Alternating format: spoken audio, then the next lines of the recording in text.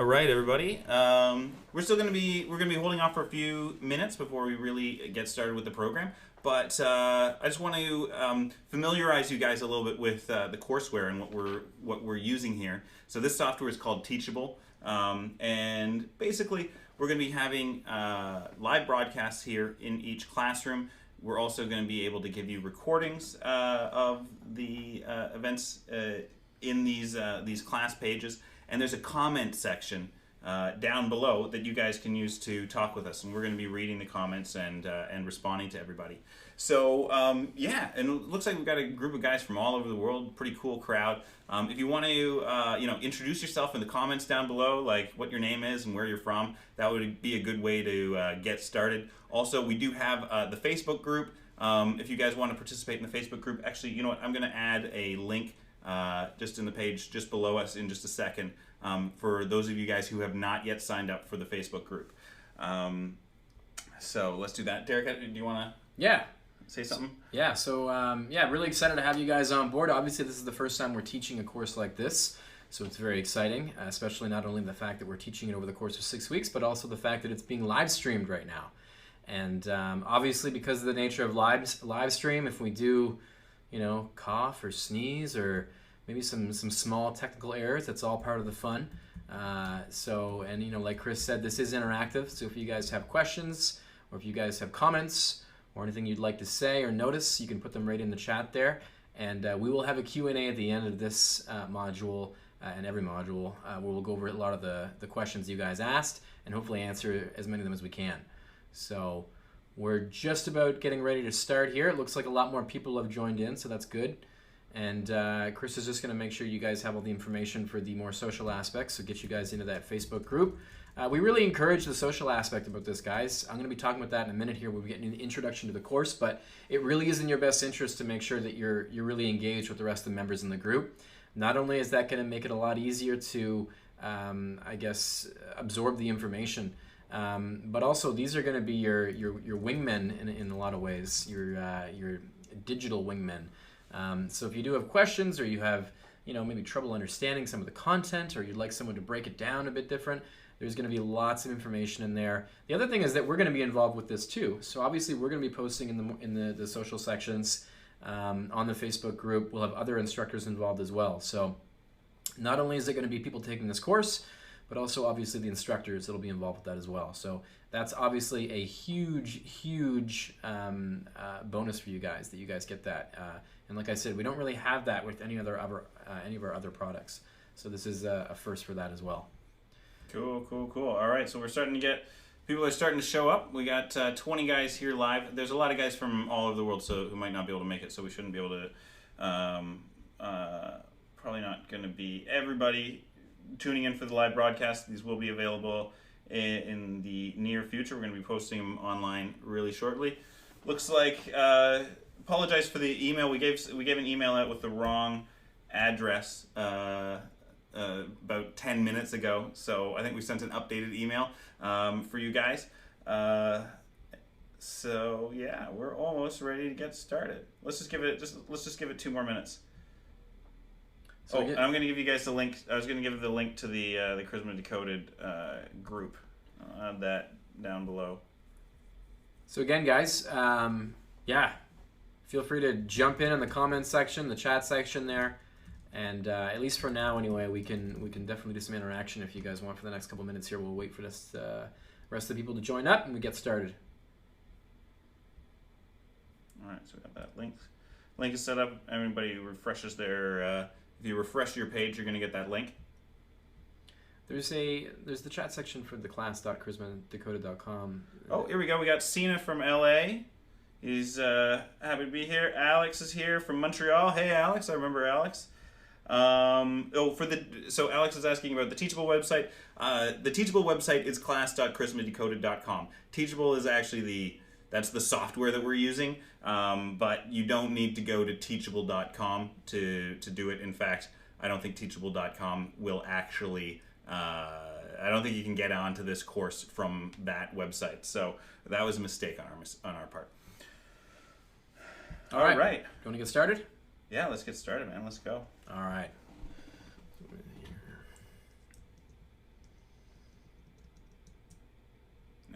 Okay, so welcome to Charisma Decoded, guys.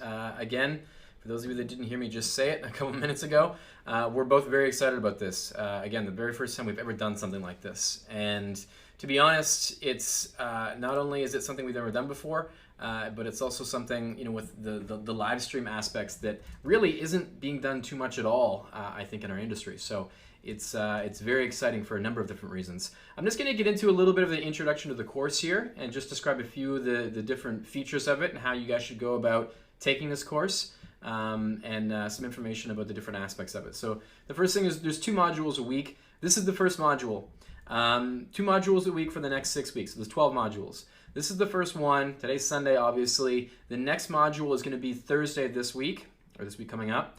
But then after that, it goes every Monday and Thursday, 8 p.m. Eastern.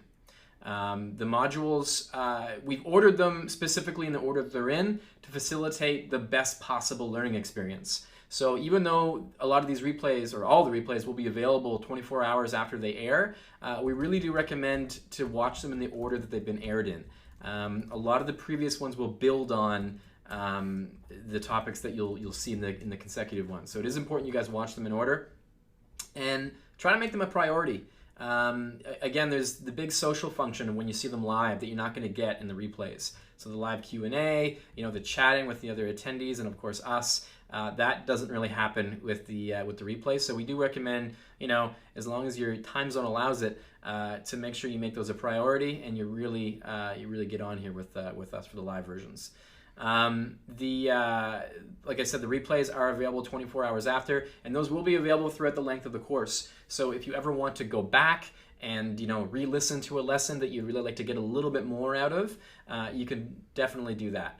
And you will be getting those links, like I said, 24 hours after, and they should be available in the Charisma Decoded site, the class.charismadecoded.com. All right, so what's important? Take notes. A lot of this information is going to be pretty dense.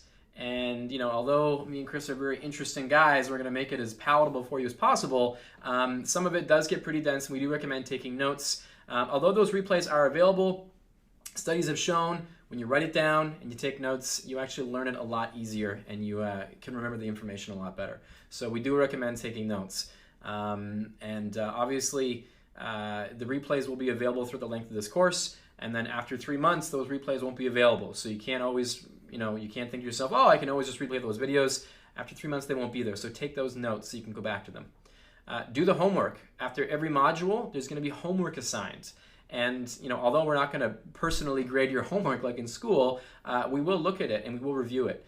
And a lot of that homework will include a lot of some of the social functions of this course. So we may say, write down the story of how you got your job and why you chose that job, and want to post that onto the message board on the class.charismadecoded.com. So there will be a social function of some of that homework. Take part in the social aspect of the program, like I keep saying. This is one of the big cornerstones of what makes this program so different, and I think so is what's going to make it so effective. A lot of the time when we teach these courses, our regular boot camps, one of the biggest things that people talk about is how they don't have anyone else to share that information with, to bounce it off of. And that was one of the reasons that we created this course. So it is in your best interest. Talk to the other people attending, get to know them. There's going to be the Facebook group, so hopefully you guys can connect in that way. But really take advantage of that, because that's going to be a massive, massive, massive part of this. Seek out all additional material mentioned. So we will be mentioning other books, other courses, other products throughout the course of this program. We do recommend that you actually research those and look into them. I know that in my module specifically, I will be mentioning different books that you can look at, that maybe I took some of the ideas that I was talking about from, or maybe books that will teach certain skill sets that I highlight in my module. So I do recommend, if you want to get the full effect from this course, to seek those out and hopefully read them if you have the time. I'm just looking at there's some people messaging me, so I'm responding to them. All right, so the course, brand new content. Like I said, if you've bought any products from us before, if you've taken live training from us before, you'll be pleasantly, I shouldn't say surprised, but you'll be happy to know that all the content we'll be teaching this is brand new. It's stuff that we've been, obviously, thinking about and talking about for a long time, but we just haven't brought it into a course. This goes to my next point. The thing I always talk about when I teach a live program is that success with women is the smallest thing you can take away from this course. And this really applies to this course specifically, because this really is about becoming, that charismatic, confident man. And success with women, although is I think one of the biggest reasons why guys would seek out something like this, is by no means the most important aspect of this. When you become this guy, and I can say with authority, because this has happened to me and every other instructor that's gone through Love Systems, and obviously a lot of our students as well, the benefits that you get from this goes way beyond success with women.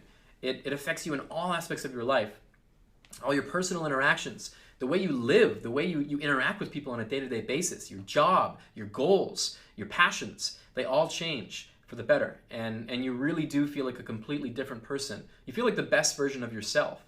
It's almost like that dream you had of the man you always wanted to be when you were younger, you finally become him in a lot of ways. And that's sort of what the whole goal of what this course was to how do we take that, something that took us years and years and years of doing this stuff, and how do we create a course that can teach guys in 6 weeks how to get there? And so that was the idea behind this. So I'm really excited about the growth that you guys are going to be able to achieve through this.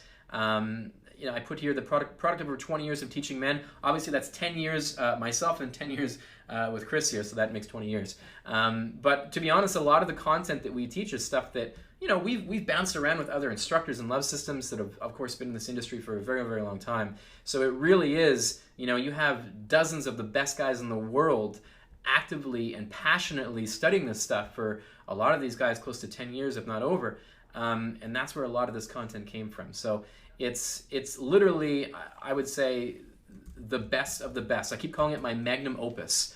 I have a 3-year-old boy right now, and I look at this content and the way that when I was writing the content for these modules as how would I go about teaching my boy when he turns 18 what it means to be a man, and how you go about doing that. And so for me, this has been a very passionate process, going through these lessons and these modules and really, really putting a lot of thought into that. And so, during these modules, and of course with the live aspect of it, you're going to see, we really care about this stuff, and we really want to make it so that you guys get the most out of this. So that's my introduction to Charisma Decoded. I hope you guys are as excited as we are. And like I said, take full advantage of this. Use every aspect of this that you can. Do the social aspect. If you have any questions or concerns or anything about the course, you can email, I guess support@lovesystems.com would probably be the best email. Email Zishan at lovesystem.com. Okay. Because he's the guy, it's 8 p.m. here in Toronto, so he's the guy who's working late on a Sunday to help us with our tech support issues. So ZEESHAN at lovesystems.com is the tech guy who you can deal with, especially right now.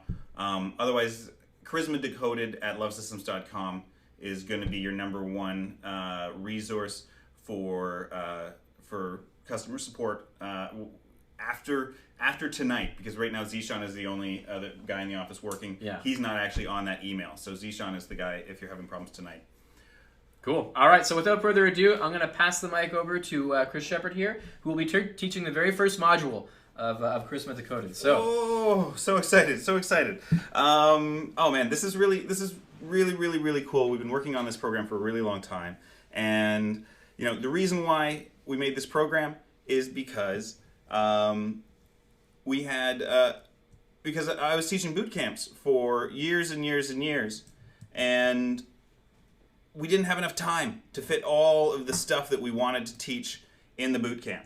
And so, didn't have enough time to do this, and there was just so much more I wanted to be able to teach guys. But, in a weekend, there's some things obviously you need to teach in person. You need to teach, you need to be right there to get the guy to have that relationship with the student.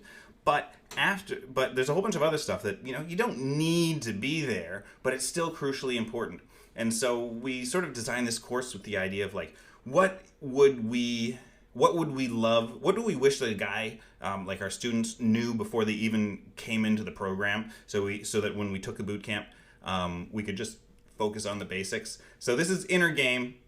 First lesson is inner game, And the reason why I start with inner game is because it's so important. It's so crucially important. And the thing is, people want to have success, but in order to have success, in order to have the benefits of being a charismatic person, you can't just get the benefits, right? You have to want to be the guy. You have to want to be the guy who deserves all these things. And when you actually become that person, then the success and the admiration or all the benefits of being a charismatic person come to you naturally. But if you just want the people to like you without wanting to be the person that people like, it's not going to work for you. So inner game is about becoming that person. It's about working on your own inner psychology, your subconscious, and your beliefs, your attitudes, so that you are developing this naturally charismatic kind of personality inside of yourself. Oh, and there's one thing, guys. So we do have comments down here on the in our courseware software, but also if you click through to YouTube, so if you click down here at the bottom of YouTube, to go to the YouTube page where this is actually being broadcast from, there's a little live chat feature. And so I think if we're going to be doing live chat stuff, if you have questions for me or comments that you want to have live streaming, you want to chat with some of the other guys maybe who are in this class with you. Okay, we've got about 50 guys that are in this class right now, which is really incredible. If you want to have that live chat, I suggest going to YouTube, because I think the teachable comment section, I'm going to get you to put your homework in there, and we're going to have like maybe some big discussions in that comment section. But I think for just like chit chatty, like 1, 2, 3, 4 short conversations, we're going to put those into YouTube. So click through to YouTube and participate in the chat right there. Say hi, say your name, tell people where you're from. Like I said, we got 50 guys, so you might find a guy in this class who's from the same city as you. We got guys from all over the world, a little bit more in North America than elsewhere. But I really want to make this into a social kind of experience for you guys, because for me, when I got really good at this, part of the reason why I got really good at this is because I got hooked up with a group of guys who were really motivated and were really interesting guys, were really interested in self-improvement, were really interested in getting better with women. And we started going out in the city of Toronto night after night after night. And this is because, at the time I was a university student, all my buddies were like computer engineers and stuff like that. And these guys, they wanted to go to the same bar every single night. And they wanted to get just wasted, and they weren't really interested in being socially adventurous. So it was when I started surrounding myself with a really cool crew of people that was a really big, it had a really big impact on my life. And I would like this Charisma Decoded to be a similar kind of situation for you guys, where you guys are able to learn not just from me and Derek, but learn from one another. Because like I've met a lot of you guys. Oh, awesome! People are commenting here on the YouTube. I can see it over to my right. We got Alan from Toronto.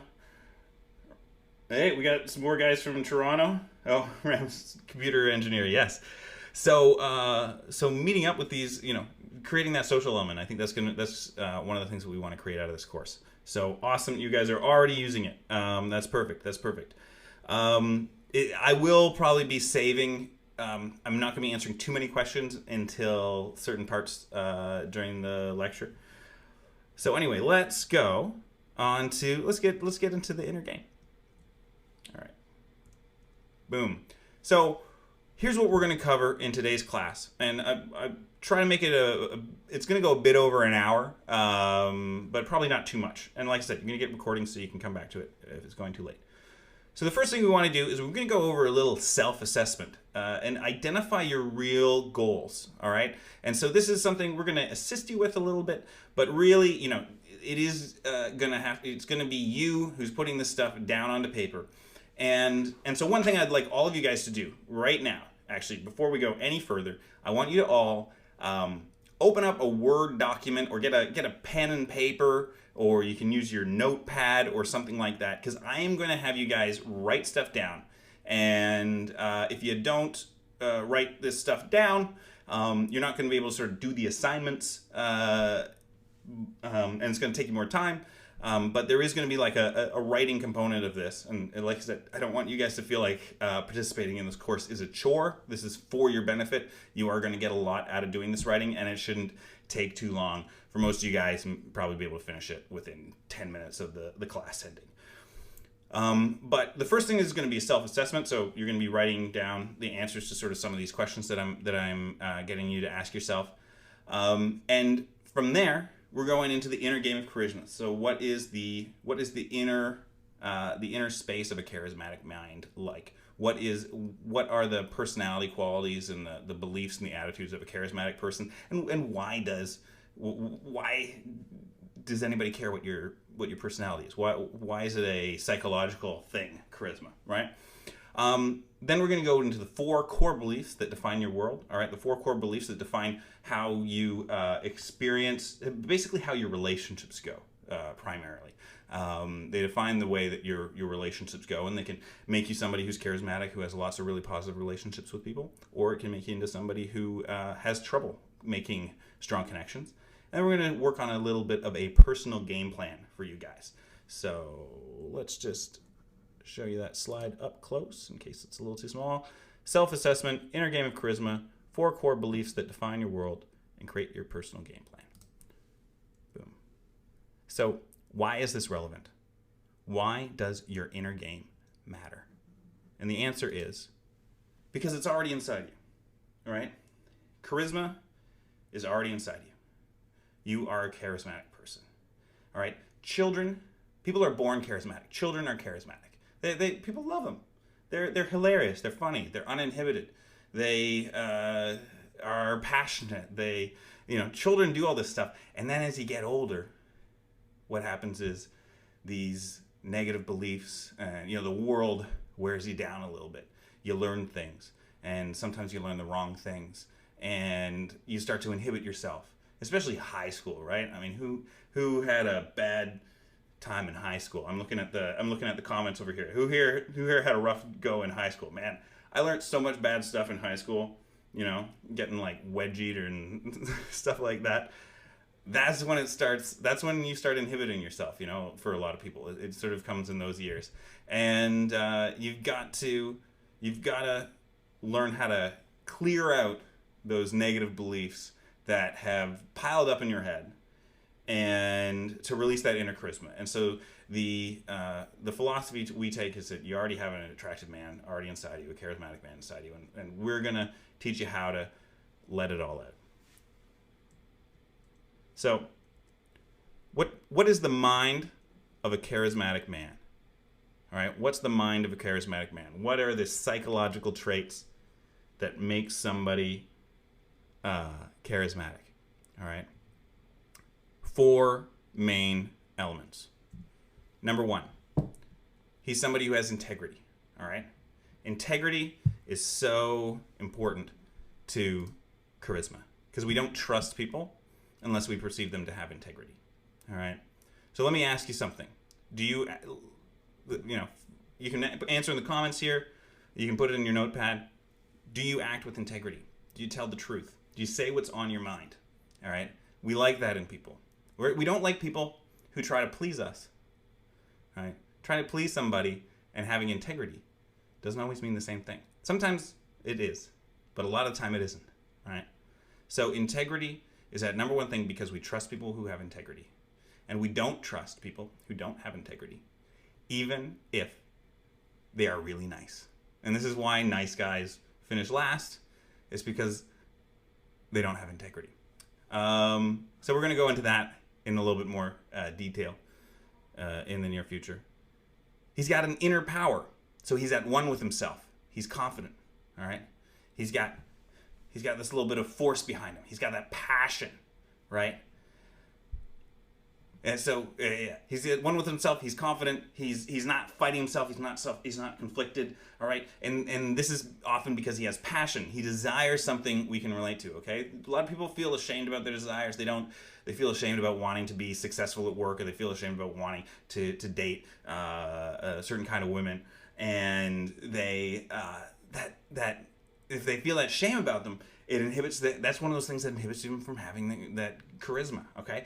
People love people who have passion, and it shouldn't be something that's totally selfish, but it can absolutely be something that is success based. It is ultimately about you expressing yourself and you serving your purpose a little bit.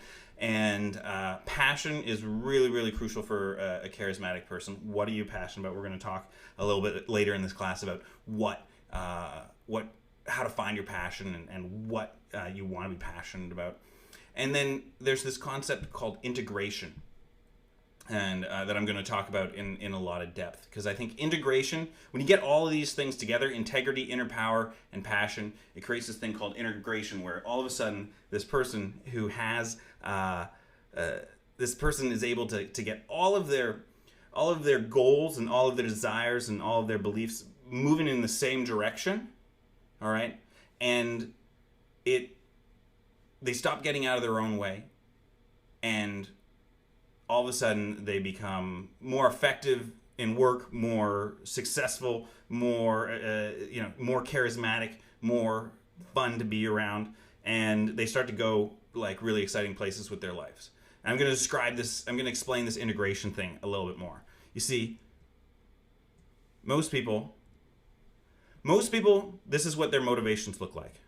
All right, this is what their mind looks like. Can you guys relate to this? What do I want? What do I want? Well, I want to make money. Yeah, that's gonna move me in this direction. But I also want to keep my options open, right? And then I want to have fun. I want to date beautiful women. I want to date models. But I want to kind of be realistic. I don't want to be like my father. I do want to please people. That's something that pulls me in all directions. I want to take care of my family, but I also have this like fear of screwing up too. That also motivates me. All right? And when you add all these things together, right? Is anybody here an engineer?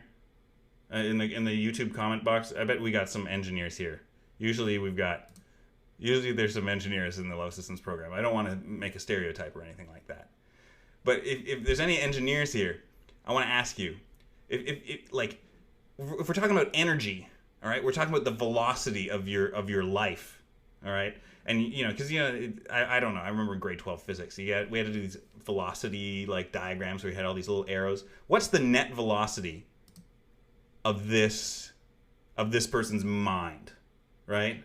Oh, we got a shot. Okay, we got 5 engineers, an ex-engineer. All right, what's the next net velocity of this guy's mind? I mean, if you're an aerospace engineer, this is right in your alleyway. I'm sure most engineers can answer this question. Answer is the net velocity of this of somebody who's being pulled in all these directions, right? The net velocity of that person is close to 0, right? And so you have trouble going places. You have trouble deciding things. You have trouble speaking your mind because maybe you don't know what you think about certain things. You don't have that inner power because you're torn between all kinds of different things. You're at war almost with yourself, by being pulled in all these different directions.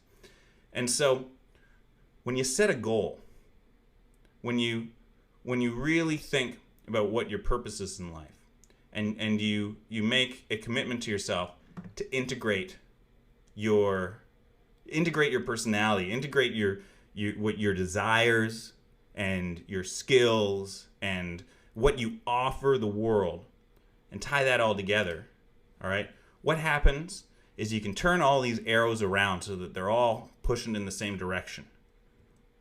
And all of a sudden, you're starting to pursue your ideal life and purpose. You're pursuing your ideal life and purpose, and your ideal life includes the things that are important to you. So in this person's example, it's taking care of their family. It's providing value to the world and making money, all right? Because they work together when you do things right. It's surrounding themselves with amazing people, which presumably includes beautiful women that you want to date. It's acting with integrity. It's being true to yourself and having your self-interest aligned with society. And if you get all those things moving in the same direction, right, then all of a sudden you're able to achieve so much more. And again, if any engineers here, what's the net velocity of this particular of all of these arrows, right? Something big. They're all going in the same direction. They're not contradicting one another. And so that's what happens when you get integrated. And what you need is what it requires is that big arrow there on the left, the pursuing my ideal life and purpose. And once you realize what that is, and you stop making short-term decisions, right? Once you realize what that ideal life and purpose is, you stop making short-term decisions. You get passionate, all right? You shoot for some big goals, and it changes the way that you approach life. Because I know so many people who, they have a hard time even just making decisions, right? Let alone achieving things, right? It's just deciding in the short term what they want to do, all right? So the first part of inner game is setting some big goals, all right? Because this is about motivating yourself, right? This is about motivating yourself to finish this course, right? To do the work that is involved in this course and that's going to come afterwards, and all the little things in your life. But it really, really helps if we set a goal, all right? And we make that goal, we set a goal, an ambitious goal, and we really believe in it, and we really move towards it, because that is the secret of motivation. Everybody wants to wake up every morning feeling excited about something, all right? They just want to feel enthusiastic about something. And so the secret is get that big goal, all right? Because we want to move towards what we judge as good, and we want to move away from what we judge as bad. Simplest principle of motivation that you can have. We move towards what we think is good, and we move away from what we judge as bad. And so what's important is, what do we judge as good? What is good to you? What is a good relationship? What's a good woman? What's a good lifestyle, right? What's good for you, and what's good for the world around you? Because usually if you really want something, everybody has an ethical, we have an ethical instinct to us. And so even if our idea of good, we think our idea of good is like, oh, I want to be a billionaire and yachts and models, probably we'd actually feel a little bit weird if that was all we were doing, spending tons of money. And we would be happier if we had an ideal life that had a little bit more balance to it, let's say. And so, as opposed to, picking outrageous fantasies as our goals, we're going to pick really ambitious, really detailed things that are actually achievable, that we actually want. And then the other thing you want to ask is, we always try to move away from what is bad, what we judge to be bad, and if you don't think about what your bad is, if you don't think about what the negative thing that you're trying to avoid is, sometimes you wind up going in the wrong direction. All right. So there are some things that are bad that you really, really, you don't want them in your life at all. There's other things that are kind of annoying and a nuisance, but they actually don't make you unhappy. They actually don't. You can actually live with them. You're actually fine. And if you spend too much time avoiding stuff that is actually irrelevant to your happiness, again, that's wasted energy. That's stuff that's it's being adverse to this stuff here. Oh, there we go. It's all these arrows over here, right? Moving back and forth, back and forth. Don't want to be like this. So I want to be realistic. I'm afraid of screwing up, all right? That screwing up, the fear of screwing up, the fear of people not liking you, that is something that a lot of people judge as bad, that they hide and avoid, but which, just sends you in all kinds of different directions, right? Because especially if you're talking about pleasing people or not disappointing people, everybody gets disappointed by something different. And so if you're really trying to avoid disappointing people, you're just going to have a whole bunch of really judgmental people bossing you around and pushing you around. And so these things need to be consistent with your big goal. Your goal does not have to be realistic. All right? It should be realistic in that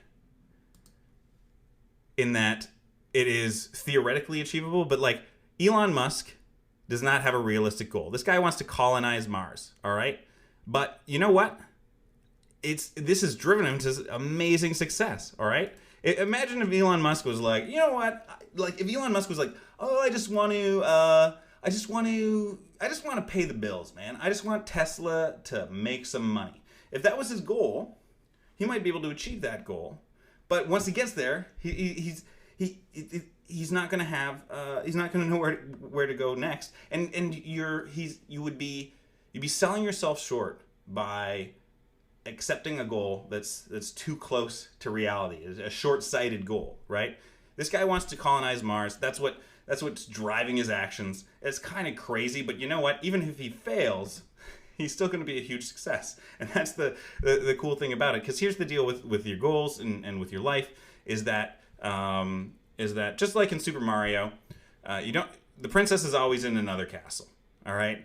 Every time you reach a goal, what happens is you're like, oh man, this is great. And somebody comes up and you realize the princess is in another castle, and the princess is really like, the end, the satisfaction, victory.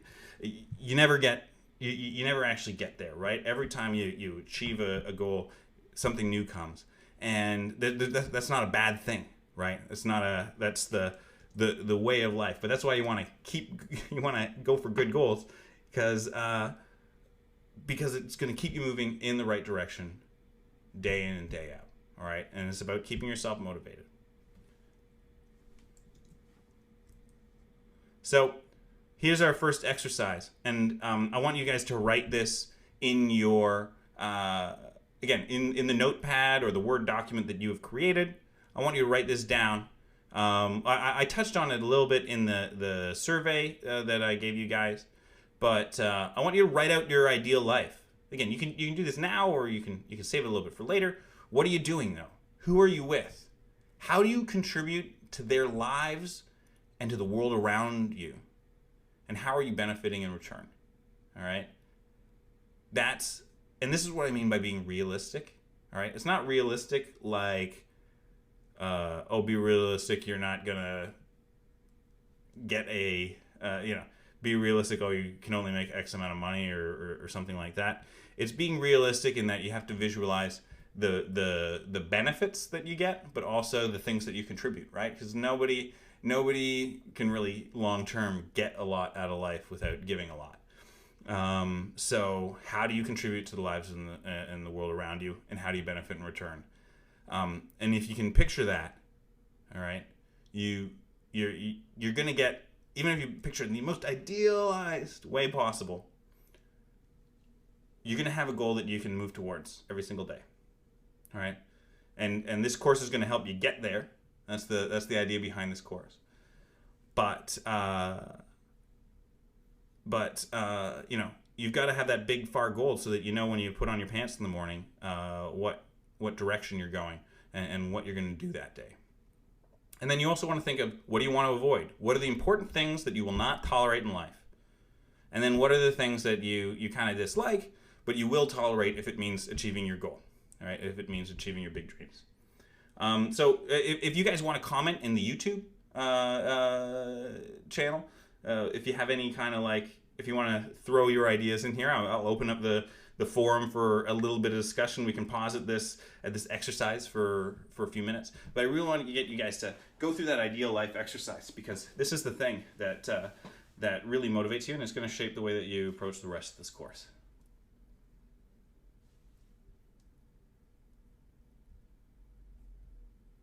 Looks like we got a good crowd of people showing up. Let me just see here. 25 guys watching. Hey, Mike, how's it going, man? Cool. All right, we got all kinds of guys in here. This is great. And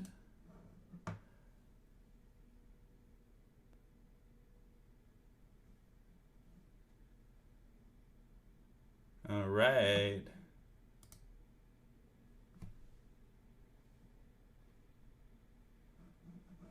There's a little bit of a delay here on my broadcast, so when you guys are typing stuff in, I don't actually get to see it for usually about 20 seconds, but it seems like it's going a little bit slower right now.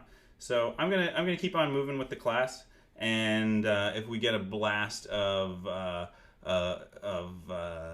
comments in the YouTube section, I'll pause again and get going with it. Go back to it. Oh, here we go. Chris is saying he really needs to think about this one. You know what? You're right. It's not really fair to just expect you guys to like start writing this stuff in the comments section. But this goal creating exercise is really really valuable. And it's totally something that you can take with you over the next couple of days. All right. Because again, you don't get marked. There's no pass or failing here. It's just all of this stuff is designed to benefit you guys. So if it takes you a little bit extra time to run through it, no worries. All right, but once you have that in mind, so Roman says, how do you make your goals meaningful? How do you avoid the yacht and the supermodel goal? Well, I think the big thing is thinking about how you're benefiting people and what you're doing. For example, I mean, listen, having a yacht and supermodels super cool. I'm sure it would be great. But what really, what makes it a realistic goal is when you fill out the details of what am I actually doing that is so useful and valuable that it's earning me a yacht and supermodels, right? And just wanting the benefits without wanting to do the work or be the person who gets these things is that's a fantasy. All right. The difference between a goal and a fantasy is in the goal, you're visualizing the good and the bad and the hard stuff and the cost that you're willing to pay to do it. And it doesn't have to be, it doesn't have to be brutal. It doesn't have to be, it doesn't have to be a lot of negative stuff, but you have to figure out like, what do I want to do so much that I'm willing to do it at such a high level that I'm going to be super successful with it, right? All right. So taking action. All right. The next step is when we're talking about taking action. And again, this is just going to be one of your homework things, and it's something you can do at the end of the class or right away. What is the smallest possible step you can do right now to achieve that goal? All right. And it could mean something as simple as, you know what, I want to buy a book. Maybe taking this class is part of achieving your big goal of being a more charismatic person who's capable of operating at a higher level. But breaking down these goals to like the smallest possible steps, because they're ridiculous. But they can be ridiculously big goals. They can be so far away. But if you move towards it every single day, you can achieve so much. Like, it's incredible what you can achieve. And there's a lot of people who say, a lot of psychiatrists who say that if you just spend 2 hours a day working on a big goal, all right, 2 hours a day working on a big goal for 2 years, you can achieve so much. Most people do not do that. Most people do not spend even 2 hours a day working towards a big goal. All right. Remind yourself of your goal every day. Again, this is an exercise I'd like you guys to be doing during the course of this program at the very least. Just remind yourself of your big goals every day. And when you're aligned with your purpose, all of a sudden your life starts to fall into place and people can feel it.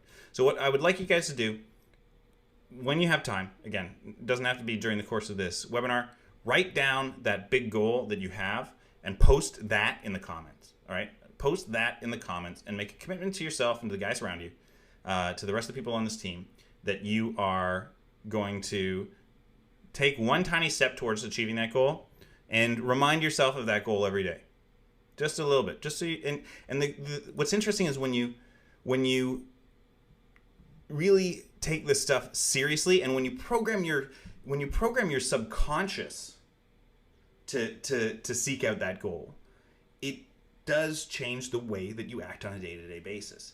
You can just a simple thing. I had a friend who had trouble deciding where he wanted to live. He had trouble finding an apartment. All right. And I asked him, I'm like, well, if you were your ideal person, where would you live? What apartment brings you closer to your ideal goal?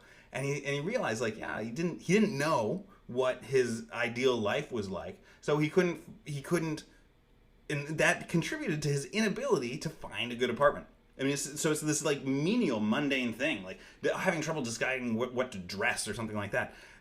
But it all boils down to this lack of like big goal in life. So when you go for that big goal, all of a sudden you let it shape all the little decisions that you make during the day, and you start moving towards your goal, even if you're not really thinking about it, even if you're not actually like consciously like sitting down and doing the work. All right. So I'm going to talk a little bit. So goals are really, really important. All right, and I want you guys to share your goals, and we're going to talk about them. We can talk about them in the Facebook group. We can talk about them here. That's one of the exercises I want to do over the next couple of days. But I also want to talk about beliefs. All right, so then this is getting a little bit more. I'm starting with the like really high level stuff. We're going to drill down to being much more like about charisma and stuff you can use today. This is getting halfway there. But I'm going to talk about your beliefs and how they shape your reality. All right. And the secret is our beliefs determine what we do. They determine the action that we take. And it goes like this. All right. It goes, your beliefs produce your thoughts and your feelings. All right. So just to give you an example that might relate to dating, you want to approach, you see a pretty girl, right? A beautiful woman that you want to talk to. What do you think? What goes through your mind when you see you're at a party, you see a beautiful woman, she's dressed really, really nice, she looks like $1 million, you see her, she's talking to one of her friends, and you probably want to go say hi to her, you want to talk to her. That's probably why you're taking this class. All right? But most of the guys who come to Love Systems, you have a thought that goes through your head, prevents you probably from doing it. All right? A lot of guys choke in this situation. Not uncommon. Why do you choke? Because you get a thought comes to your mind. Oh, I can't go over and talk to her. It would be weird. All right? Write into the comments, what kind of thoughts do you think when you're, let's say, about to talk to a beautiful woman? Or what are the thoughts that you think, if we're going more generally into charisma, what are the thoughts that you think when you have to make a presentation, or when you are going up to speak in front of a group, or in any kind of situation where you have difficulty taking action, or where you get stressed out? What are the thoughts that are going through your mind? All right, let's think about that. So your thoughts produce your action. All right, they lead to the action. They inspire the action. The action leads to learning or a lack of learning. And then that learning leads to belief. So the guy sees a beautiful woman, wants to talk to her, and he thinks, oh, she's not going to like me. This isn't going to work. So he sits on his butt and he does nothing. Okay, Darren, he sits on his butt, he does nothing, and then he learns. What does he learn from that interaction? Right? From that hesitation. He doesn't learn anything. Or he learns something like, oh man, I suck at social situations. I didn't approach that woman. Oh, I shouldn't even go out. This is a waste of my time. Something like that. And then that learning, what happens to his beliefs? His beliefs get worse. So yeah, Darren says, he thinks I'm gonna choke in the middle of the open interaction. So I'm gonna choke in the middle of conversation is what he thinks. Common thought from a guy who's on his way to being more charismatic and being more confident with women. The feeling that you're going to choke, the feeling that you're going to run out of things to say partway through the conversation. Super duper common. Totally holds people back. What else? We got, Cena says it's going to reinforce the idea that he's not good with women. Exactly. Let me give you another example of a belief cycle that I had when I was younger. I believed that women didn't like sex, and that what they really wanted was a guy who would be a very doting boyfriend and spend a lot of money on them. So they didn't like sex, but they did like money and like flowers and lots and lots and lots of attention. So what that belief did is, first of all, when I had an opportunity to hook up with a woman who was attracted to me, I would go, oh no, I better not do this. I really like this girl. I wouldn't want to ruin it by showing her that I am sexually attracted to her. God forbid. She would hate that. I felt ashamed, right? So my belief here is that women don't like sex. And my thoughts and feelings at the time of, let's say we're on the couch, we're late night movie, we're making it. My thoughts and feelings are like, better not make a move, shouldn't do this, or feeling like something bad. So my action was hesitation, waiting too long, or taking action in a way that's like kind of creepy. Like because I thought that women didn't like sex. I thought maybe I'm supposed to be sneaky about it, and I'd take action in the wrong way. And then what would happen is it wouldn't work because I wait too long, and then I try to do it in like this dumb, sneaky way. And so what I learned was I'd learn, I guess I should have waited longer. I guess I wasn't nice enough. I guess I should have just waited weeks and weeks and weeks longer. And I'd get rejected. And it would actually reinforce my sexual anxiety, right? It would reinforce these bad beliefs that I had developed from watching TV or from other influences in my life. All right, and so what that was a negative belief cycle. All right, a negative belief cycle in which I had limiting beliefs that led to negative thoughts and feelings, that led to inaction or poor action, the wrong action. And then I learned that it didn't work and that I should probably give up. So I learned helplessness, and that led to more limiting beliefs, which made things worse. And this is a negative cycle that some guys can get into. And again, it doesn't, maybe you're saying this isn't exactly me. I haven't gotten into a negative cycle with women, but there may be this isn't just about women, right? This is about people in general. This might be about work. This is how you get really frustrated, right? When you learn bad things and you can get into this negative cycle where your negative beliefs reinforce negative counterproductive behaviors and make the negative beliefs worse. All right. But then you can get into a positive cycle, positive, useful beliefs. So if you believe you're a sexy, attractive man, and that women like sex, they like feeling desired. They like it when a guy that they're into is also into them and hits on them, and that you're an attractive guy, and then you start thinking positive thoughts and feelings like, oh, this girl likes me. Oh, this is gonna work. Don't worry. I'm gonna make a move. This is probably gonna work. Even if it doesn't work, my self-esteem will still be perfectly fine. And then you take action, and you've got all this confidence behind you, and you got maybe a little bit of swagger, and women find that attractive because they do. And then that leads to real learning. All right, so you actually learn, whoa, that worked, right? That worked. And that reinforces the positive, useful beliefs in your mind. All right, that's the dynamic. That's what we try to do with guys on boot camps, especially when it comes to like meeting women and getting that first impact. Especially approaching when it comes to like really getting these guys to break out of their shell. That's kind of one of the first and most important things that we do. So we want to create that positive cycle. And how do you do it? There's a couple of strategies, but there's four core beliefs that are crucially important.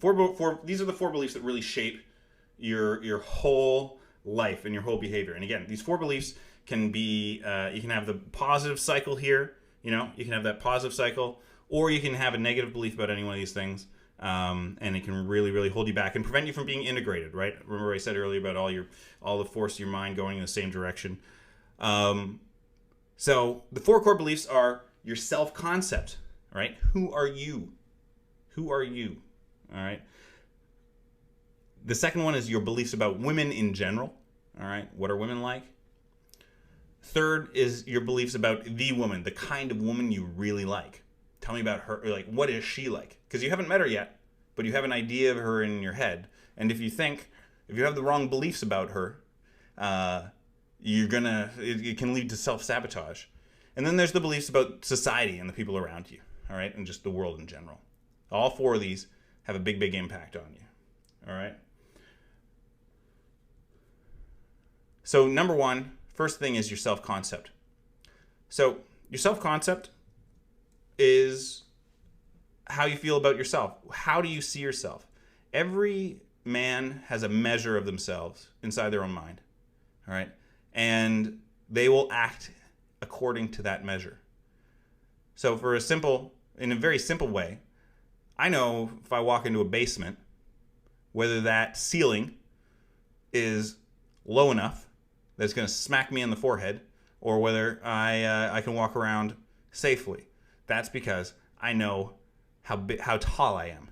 All right. I know if I see if I go down into a crawl space, I know whether I can fit in that crawl space most of the time. All right. I know whether I can fit into a shirt or a jacket because I know exactly what my body looks like and what my proportions are. But we do the same thing with our mental talents and our abilities and our strengths and our weaknesses. All right. And so if you have a wrong self-image of yourself, you're gonna get a promotion, and your boss might think that, he's perfectly capable of achieving that. A woman might like you, and she thinks, oh, this guy's a catch. But for you, it's gonna look like somebody's trying to get you to crawl into like a tiny little crawl space that you're gonna get stuck in. You're like, no, I can't possibly do that. I know I have a measure of myself. I could see the task in front of me. They don't match up. And this is a way that guys sabotage themselves in life and in social interactions and in relationships. If they don't have a self-concept that matches reality, matches the way other people see them. All right? And this is the thing. Your self-concept is not necessarily an accurate picture of who you are. All right? In fact, it's almost always, in some ways, inaccurate. It is an image of you that is shaped by your experiences and by what you've been taught by the people around you. Okay? So, what shaped your what shaped your self-concept? Your teachers, your parents, the girls in high school, the guys in high school, your formative experiences growing up, right? If those were negative, you might have an unreasonably negative self-concept, right? If they were, you might have an unrealistically positive self-concept as well. But this is not, your self-concept is not the truth. It is simply what you've learned over time. It's a belief that was beneficial to you at one point, but it is not necessarily beneficial to you anymore. So the one thing you should ask is, what do you know for sure about yourself, and what do you not know? All right. There's a saying that you cannot teach a man something that he believes he already knows. And I found this is true with talking to guys about their self-concept. Is, if they have a fixed idea of what they're like in their heads, how attractive they are, how confident or competent they are, it's very hard to just change that. It's hard to tell a guy. I mean, I don't know if you guys have ever dated a girl who thinks she's ugly. Try telling her that, no, you're not ugly, you're really pretty. She just thinks you're lying. She doesn't believe you. You have to get her to question her self-image a little bit, and then you can start to affirm a more positive self-image. I don't really advise trying to psychoanalyze or be a psychologist to the women that you're dating too much, but that would be the steps you would have to take. So what do you know for sure about yourself? What do you not know? And again, these are things that you can write down. What are your strengths? What are your weaknesses? And what is the benefit you provide to the world? What do you do that helps people, that's your gift to give to the world? What is that? And when you get these things in mind, you start establishing a better self-concept. Because you got to perceive yourself you got to see yourself as a charismatic guy before you can be a charismatic guy. You have to think, people like me. If you don't feel worthy of anything, you will sabotage yourself, even if the world gives it to you on a silver platter. Okay, so we got Nguyen says that they just lost audio. It seems like everybody else can hear me, so I'm going to keep on going. Try reloading the YouTube feed if you can. What was I saying? Oh, if you don't feel like you were worthy, you are going to continually sabotage yourself. So let me give you an example of a guy who thinks he's not worthy of a 10. All right, a really beautiful woman. She's really hot. She's got a great personality, beautiful smile. You think, oh man, this girl, guys must be all over her. And you start talking, and the guy who doesn't feel worthy is going to do this. He's going to go, oh man, I can't talk to that girl. She doesn't want to talk to me. And then if he makes himself, let's say he forces himself, he's going to start talking to her, and he's going to go, oh man, I'm being boring. I better bail out of the conversation. She's probably got more interesting things to talk about than me. Even if he stays in the conversation, let's say he pushes through and he stays in the conversation, then she starts flirting with him. He's probably going to think, oh man, she's not really actually flirting with me. Like, no, she's just being nice. She's just a really nice person. She probably flirts with guys all the time. She probably just is always like that. She just smiles and looks at guys like this, all the time. But let's say he keeps on pushing through and he's like, hey, you know what? I'm going to get this girl's number. He's going to ask her for a number. She goes, oh yeah, sure. He's going, oh wow. She's probably not really giving me her phone number. She's probably not going to answer the phone or something like that. Like, there must be, some excuse why this isn't going to work. Then if he even does call her, he might think, oh, I'm not going to call her. This isn't going to lead to anything. Even if he does call her, he's going to think that she's not going to come out on a date. Even if he gets her back to his place, he's going to go, oh man, I can't believe this girl's coming back to my place. There's no way. She probably just wants to play video games or is here to, drink my alcohol or something like that. And you're going to sabotage yourself all the way through if you feel unworthy.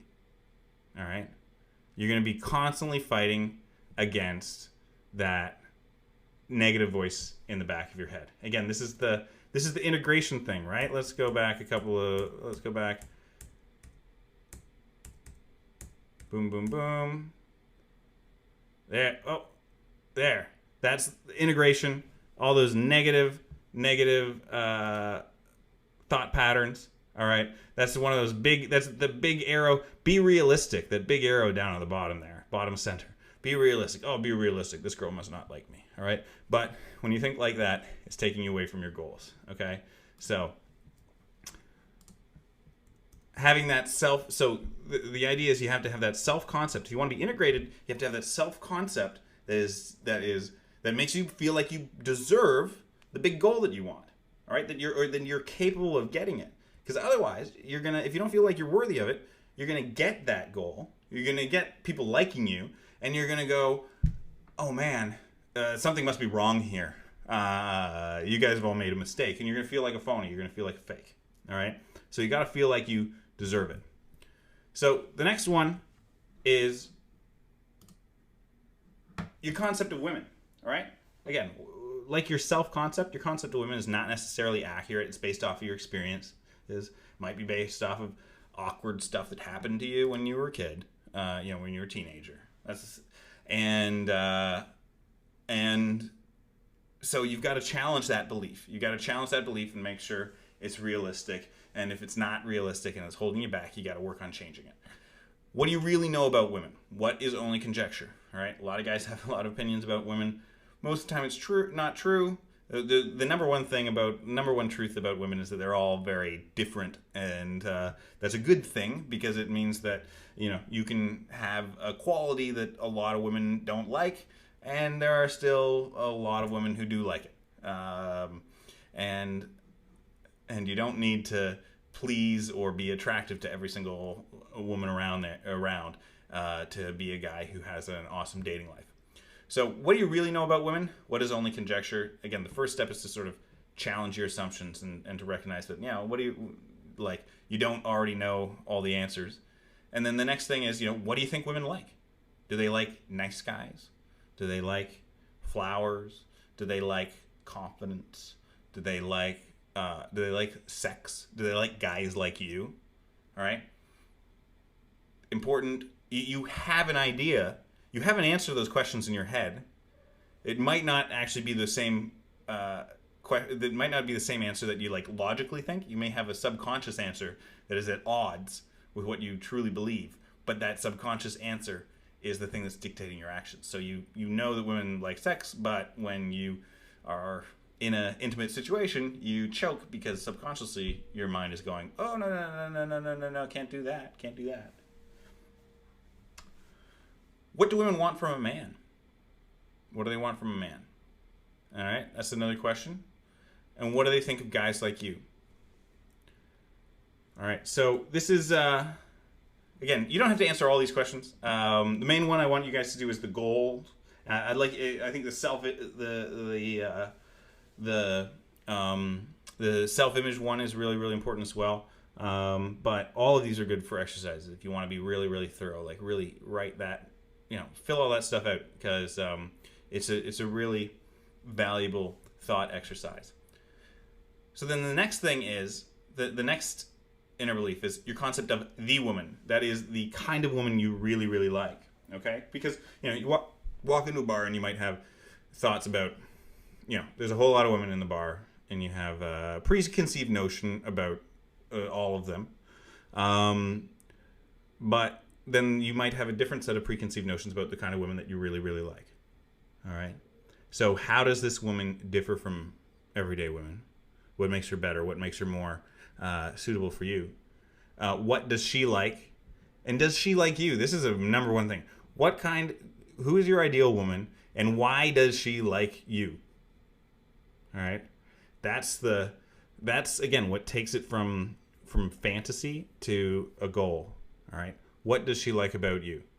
Because once you picture that, once you know what your ideal woman would like about you, all of a sudden, if you really believe that, if you really have that in your mind, when you meet your ideal woman, you're going to know what to say.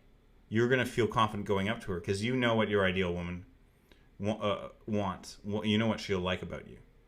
If you believe, consciously or subconsciously, that your ideal woman is a woman who is so awesome that she would have no need or desire to date a dude like you, then you have a mutually conflicting belief inside your head, right? You want something that you want it very much, but you also believe you're not deserving of it. And that's going to create a lot of psychological tension. That's a lack of integration, as I mentioned before. And that's the kind of thing that holds you back from getting what you want. So what does your ideal woman want? What does she like about you? And then what are her problems? What are her goals and ambitions? Okay? Think about it. Because when you meet this woman, and maybe you've already even met her. Maybe you meet her tonight on OkCupid, messaging women. Seriously. But if you don't if you want to be able to connect with this kind of woman, you have to be able to think like, what's the stuff that if you want to create a connection with her, you got to have some idea already of what are her goals and ambitions, what are her problems. All right. Your concept of society. The next one is just what do you believe about the world at large? All right. What do you believe about? What do people think of you? And what do they like? What are their motivations? So one person said that when he sees a beautiful woman that he wants to go up and approach, he feels like everybody's going to be watching him and looking at him and like judging him negatively. So that's a belief about the world. That's a belief about the rest of the people in the room. Are they actually like that? Do people actually? Let me ask you: how many times have you seen a guy approach a woman and scoffed at him? I'll tell you, I don't pay attention to that kind of stuff. I don't know too many people who do, and to be honest, I hardly ever notice it. All right, I've seen some guys who are like piss drunk, like make doofuses of themselves, but it's because they were drunk. So, your concept of the everyday person and what they think of you, those are things that are, again, beliefs that you want to challenge. And so how do you make these changes? All right, how do you make these inner game changes if you've identified one element of these beliefs that holds you back? One, to change your beliefs, you use affirmations. Meditation can be really useful. And right action. So that means taking the kind of action that is going to get you the results that changes your beliefs.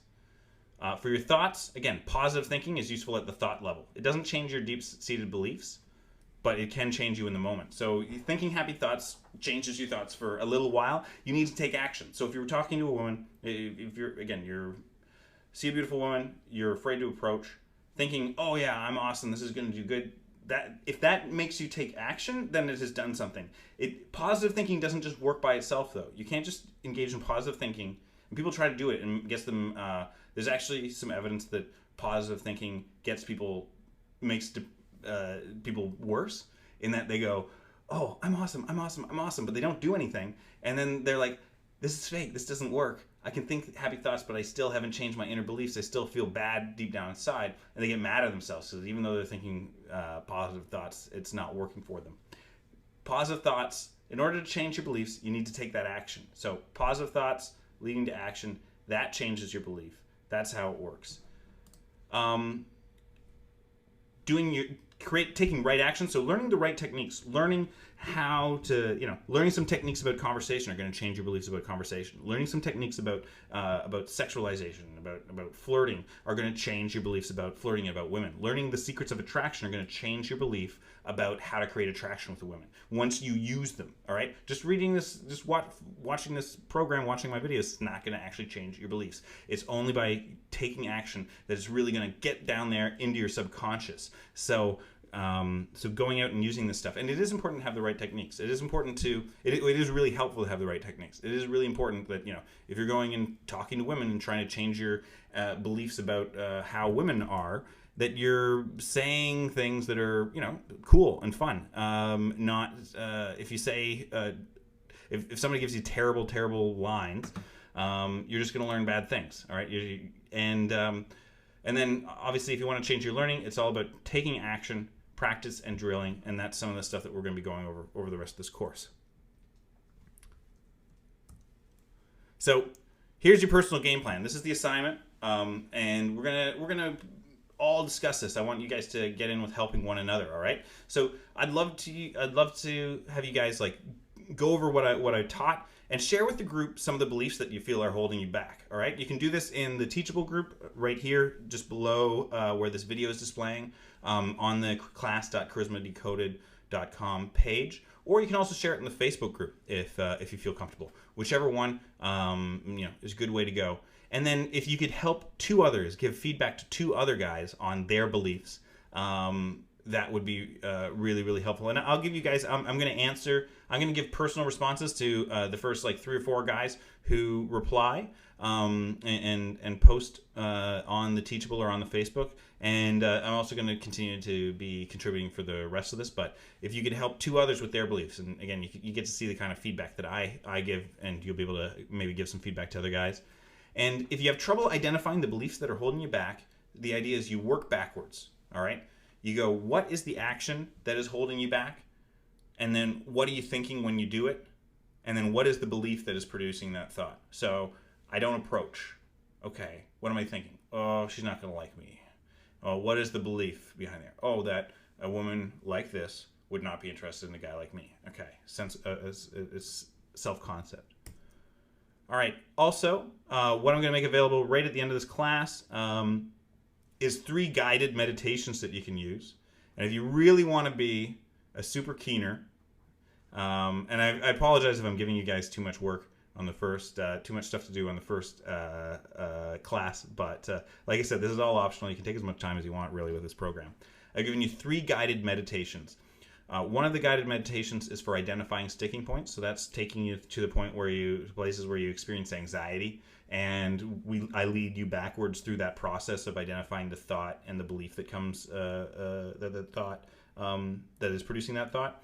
And there's another one for presence and confidence. So this is actually a good, it's a good meditation for before you go out, for adopting that charismatic mindset. And what I do is I get you to visualize that you are giving off this positive energy, all right, that people around you are going to find attractive. And again, when you feel like you're giving off positive energy, all of a sudden you feel really comfortable talking to people, because it's like, yo, I'm helping you out, man. Yo, check out, have some of this positive energy. Let me give it to you. And then another one for non-judgment. And what that is about is it's about deciding your good and your bad. All right. So what you can use non-judgment for is if there's something bad that you're avoiding, that you want to learn how to accept because it's affecting your life. All right. you can go into a meditation where you practice getting rid of that bad emotion. Likewise, if there's something that you really, really want, but you realize like it's actually not beneficial to you to want that thing, all right? Again, it's not aligned with your big goal, all right? Then you can use non-judgment to help kind of break yourself away from that desire for that thing that is leading you away from your purpose. And that's it, guys. That's the first class on inner game. It's the first exercise, and like I said, we've got so much more stuff coming up. We've got some confidence stuff coming up in the next week. Then after confidence stuff coming up later this week. Then we're going to start going deep into the conversational kind of stuff. But I just wanted to start with this stuff so that, because later on we're going to be coming back to it. We're going to be coming back to we're always going to be coming back to inner game things and like, why do you do this? Why do you do this? You talk like this because a man who is confident does things this way, you know. And so we're always going to be coming back to it, and that's why we really want to teach it first. And so if you guys have any comments, I'm going to be able to answer all your questions on the YouTube feed. Just post the questions in the YouTube feed, and I'll answer them as they come in. Like I said, you're seeing this on about a 20-second delay, so it'll take me a little while to give you your answers. But I hope you guys had a good time for this first class. And like I said, I'm going to be answering and giving you guys more feedback over the next couple of days. So let's see what we got. Boom, boom, boom. All right. We've got Andrew asked, could you leave the slides up on the screen for a little bit longer? We can't do that anymore. We're out of slides, but I can post this. You can go back through this. You'll be able to go back through this video anytime in the future, so don't worry about that. Chris B asked, what are the biggest misconceptions most love systems clients have about women, society, etc.? So when it comes to misconceptions about women, the idea that women don't like sex is a big one. The idea that women don't like being hit on. The idea that women like XYZ thing that apparently, it's all stuff that like that you learn from television for the most part. Derek, do you want to come in and help answer some of these questions? We got Derek's still here. I'll jump in on this. I agree with what you just said. I think that the biggest misconception men have about women would be, I would say that they don't want sex, that women are looking for a guy that's really attractive and well built, makes a lot of money, and that's exclusively what they're looking for. Not the case at all. A lot of the beliefs men have, I find, about women come from their own beliefs that they have about women. Yeah. So they think that women want the same sorts of things that, let's say, they would be looking for in a woman. Yeah, that women are as shallow as men. Yeah, which is not the case. So other ones about society, belief that there's way more competition out there than there actually is. The belief that like beautiful women have tons of really, really cool guys bugging them all the time. Not necessarily true. Mostly it's like overestimating your competition and underestimating how much women like guys and like sex. Those would be the big ones. Yeah. What else we got?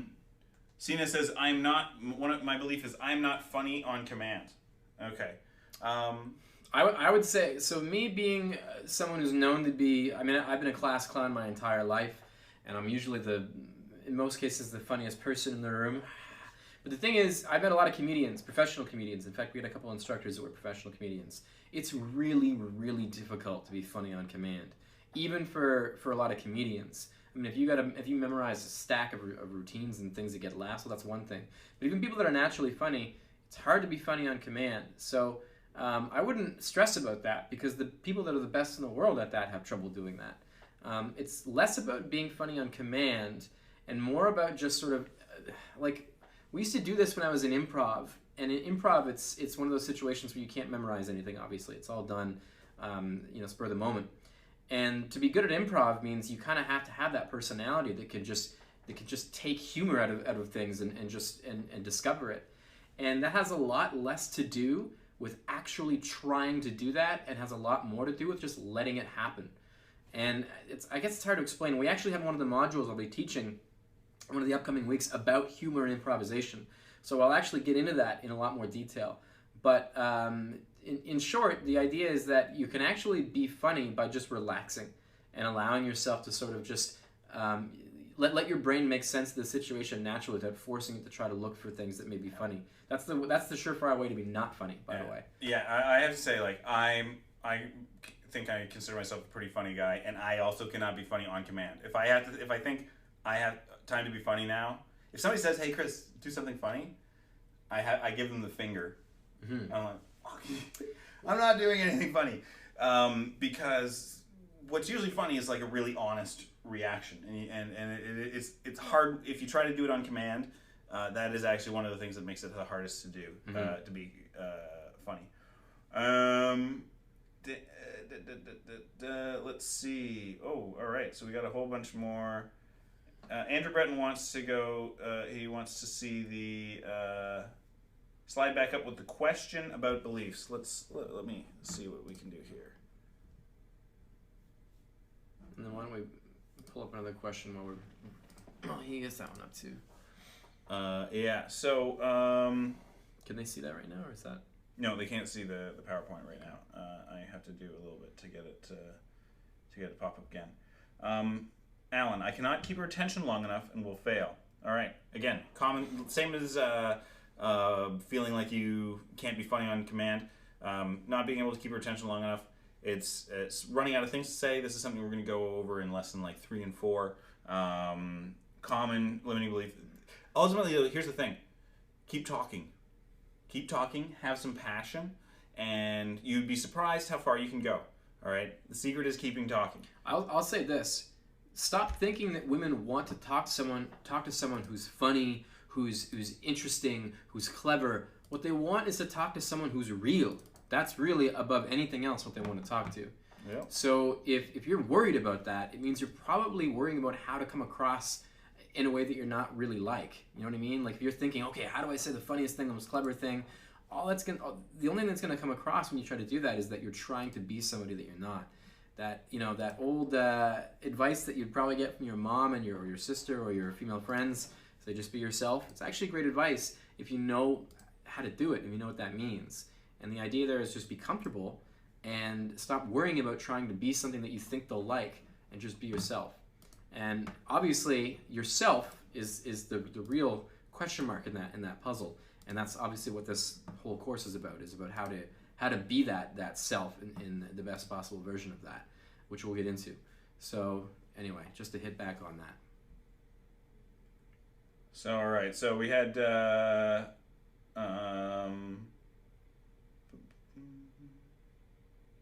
not funny or interesting enough. Yep. Again, super common. Don't worry, guys. That's what the whole course is about. The slide back with the questions about beliefs. So, which one was the questions about beliefs? Oh, was that it? We'll start with the self-concept one, and I'll go through the rest of them if you want to take notes. Things I have to say will not keep girls in their 20s interested because they approach a lot and need some exciting conversation. Yep, common. Again, don't worry, that's what the whole course is all about. It's good to see that everybody's coming with the same issues, and it's the same here, yeah. I feel like people expect way more from me based on my character and appearance, but I don't want to disappoint. It goes back to that slide with the arrows going all over the place. I just overanalyze and overthink situations. Yeah. Another thing with the desire to be, with not feeling, you're not able to keep girls in their 20s interested because they get approached a lot and need some exciting conversation. Do not overestimate your competition. The average guy is very confident and he is not really a really great conversationalist. It has a lot more to do with your attitude and your body language than the stuff that you say. It often doesn't require, you don't have to be that interesting. I'll be straight up with you. You do not have to be the world's most interesting dude to have a lot of success with women. We'll move to the next one here. Young says, awesome and powerful stuff. I had a date from online and tried to mix it up. Is it bad to say on my first date that my last relationship was mostly physical, sexual, and she was very attractive? Yes, it's okay if she knows that. If it sounds like you're bragging or like you're trying too hard, that is when something like that could be a problem. So what I would do is I would totally be cool with saying that, but I would you want to let it out in a kind of a roundabout way. You don't want to be like, yeah, my last relationship was extremely sexual and she was really hot. Yeah, don't open with that. Don't start with that. Look, that's where I think you might get in trouble with that. I don't feel professionally successful enough, and I feel that I'm awkward around cool people. Think the Soho set, or people I view as more charismatic than me. All right. Yeah, the common problem. I've often felt that I hang out with like some people who hang out in social circles that are crazy, like the Soho set. I mean, I live in Toronto. We don't have a Soho set here. I'm from a small town in Ontario, and whenever I have been in those big those environments, I feel like some yokel from small town Ontario who's in a place where he shouldn't be, which is kind of true. And the deal is, these people they're not that different from anyone else. No, and the other thing, and I'll get into this in more detail in one of the future modules, is that they're probably just as insecure as you are in a lot of ways. I mean, even if they're in a group of friends in which they know everyone really well and maybe you don't, they're still, when they speak up, they have insecurities just like everyone else does. A lot of people have this idea that like they're the only one that is having those feelings, that everyone else is super comfortable and everyone's focus is on them whenever they talk. But the truth is that everyone thinks like that. And so when you understand that, some people are better at playing it off than others. And even if when you have those thoughts in your head, you may think like, oh my God, I'm so nervous. People must know. You're probably not telegraphing it as much as you think you are. And also, they're probably not even paying attention because they're more worried about how they're coming across anyway. So you need to realize that. One of the big things I think that a lot of guys, especially that take our course, don't realize is that most everyone, and women actually are a lot worse for this than guys are, because there are some very, very, very strong social backlash they can receive for, let's say, doing the wrong thing or saying the wrong thing in social situations from their other female friends, whereas men, we don't really have that so much.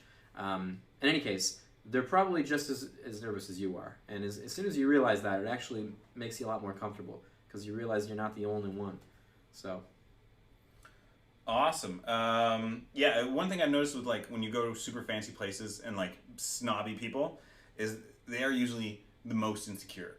And actually, you just have to like perceive that you have value to give them and be nice to them and they'll be snobby with you for a little while, but you just like give them a bit of compassion and positivity, and they will very often come around big time.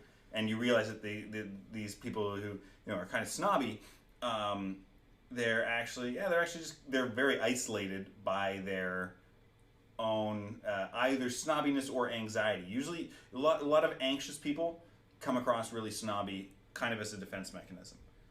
All right. Finding the right circle to meet the women that I am interested in, or maybe, or have interest in, rather than looking around to see what is available. Finding the right circle is super key. And here's the thing, talking about goal setting, where is that circle that you want to be? Maybe that circle, I bet you there's a circle there. Maybe it's a group of people that you didn't consider yourself worthy to hang out with. Maybe it's a group of people that you didn't, a social circle that you didn't think that you could break into. And I'm telling you, you can break into it if you set it as a goal and you give yourself some patience and you work at it, right? So,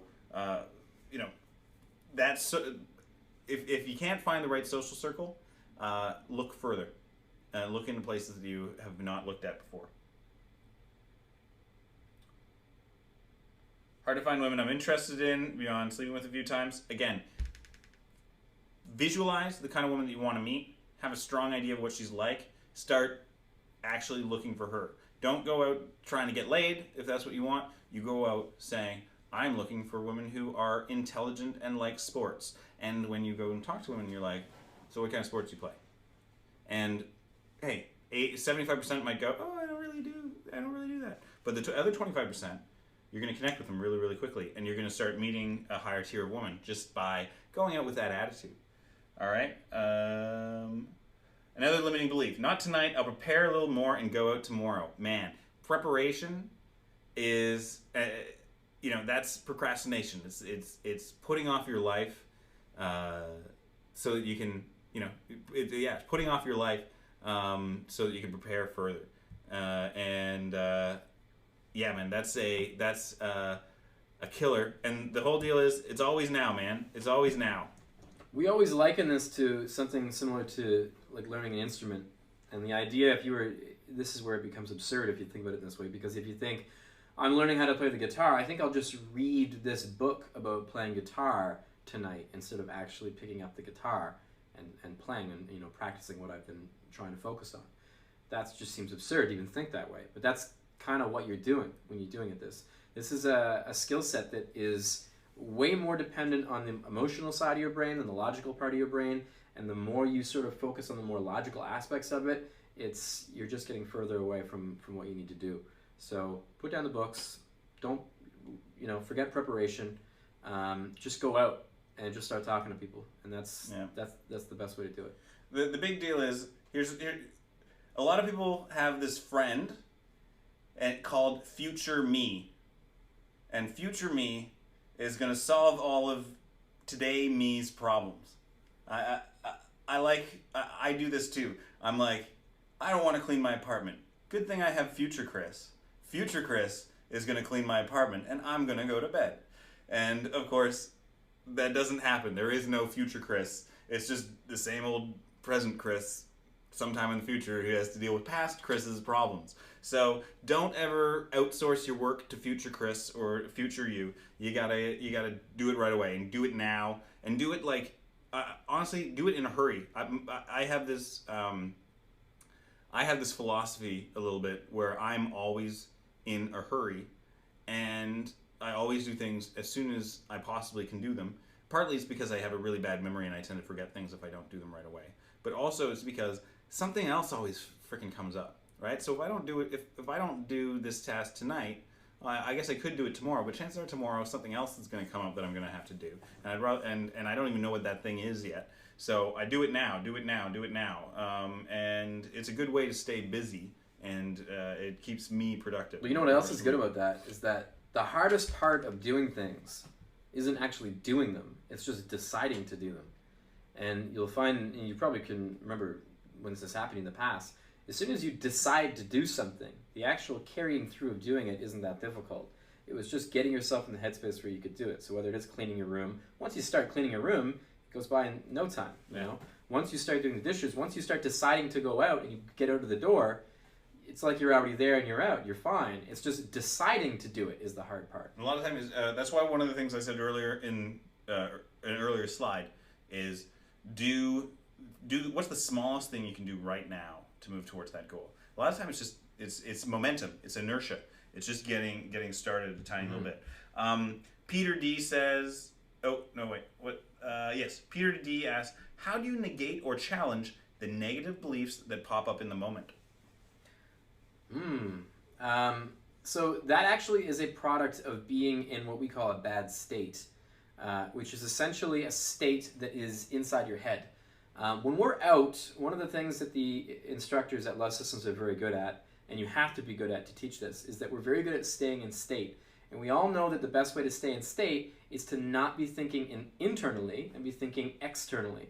So you want to be focusing on what is the smell of the room, what is the sound of the music, what is the expression on people's faces. Is your friends that you're out with, are they smiling, are they having fun? How do I engage them to make them feel good? What does your drink taste like? What is the color of the dress this pretty girl across the room is wearing? If you focus on the external, it actually forces yourself to not be able to think internally about all the problems and issues and fears you have in that moment. Even in the course of a conversation, we used to have this belief we tell students where we'd say, everything is always going according to plan. And the idea behind that is that even when you realize in the moment that you maybe just said something ridiculous or stupid, or maybe she said something that you're like, oh my God, that's, what am I supposed to say next? It's all going according to plan. So you just move forward with the idea that, it's fine, this is perfect that just happened. You may not know what you're going to say next or what's going to happen, but you just carry on as if it doesn't matter. And honestly, if you can force yourself to have those thoughts about the current situation, You'll find yourself saying these things that you're like, wow, where did that come from? It's because you're not focusing internally. You need to focus externally. Again, another thing I'll be going over in the improv section, because that was something we had to learn, and I learned the hard way with improv, is that if you start going internally, trying to think of all these funny things you should be saying in the moment and running them through that conscious filter, it completely screws everything up, and you can't do that. In fact, that part of your brain that does that is terrible at that, at socialization, at improvisation, at creativity, being funny, all that stuff. It's terrible at it. It's the logic part of your brain. It's good at math, and it's good at, I think comprehension maybe, but it's really, really terrible at those social aspects. You need to force your brain to focus on those things that it's good at. The smells, the sights, the feelings, the sounds. Paying attention to the people around you.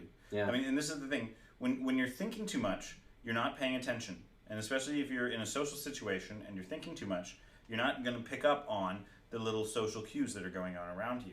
If you direct your attention outwards and you look at the people around you and you go, is everybody comfortable?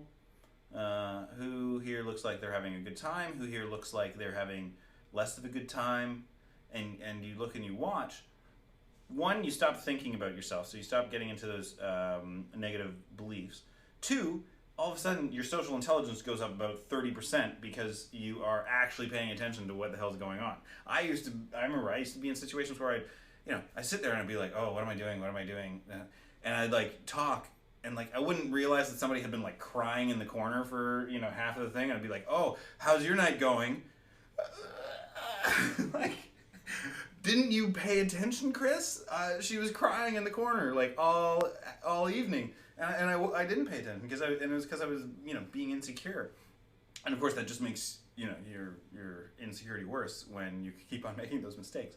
So directing your attention outwards is really big. Also, I just added them. They're available for download. Back on the Teachable page, you can get there's 3 MP3s that are meditations, and the Presence and Confidence meditation takes you through a little bit of being present in the moment and a visualization that is useful if you get into negative self-talk. All right, let's. I think we'll probably start wrapping it up now. Yeah. Wouldn't fixing some of these beliefs require actually taking a lot of action? Yes, but you can take small action. It doesn't require you don't have to go from 0 to 100.